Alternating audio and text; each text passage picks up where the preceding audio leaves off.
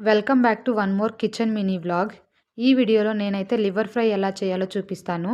ముందుగా లివర్‌నైతే ఒక 2 టైమ్స్ మంచిగా వాష్ చేసుకొని పక్కన పెట్టుకోవాలి. తర్వాత మసాలా కోసం చెక్క, లవంగాలు, మిరియాలు, జీలకర్ర, అల్లం తెల్లగడ్డ, కొంచెం పుదీనా, కొంచెం కొత్తిమీర, కొంచెం పచ్చిమిర్చి యాడ్ చేసుకొని మిక్సీలో పేస్ట్ చేసుకొని పక్కన పెట్టుకోవాలి.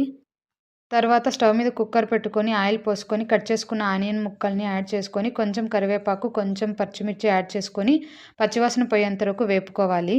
తర్వాత కట్ చేసుకున్న టమాటా ముక్కల్ని కూడా యాడ్ చేసుకొని పచ్చివాసన పోయేంత వరకు వేయించుకున్న తర్వాత మిక్సీ పట్టుకున్న మసాలాను కూడా యాడ్ చేసుకొని ఆయిల్ పైకి వచ్చేంత వరకు వేయించుకోవాలి. తర్వాత కడిగి పెట్టుకున్న లివర్‌ని యాడ్ చేసుకొని మసాలాలో మంచిగా వేయించుకోవాలి.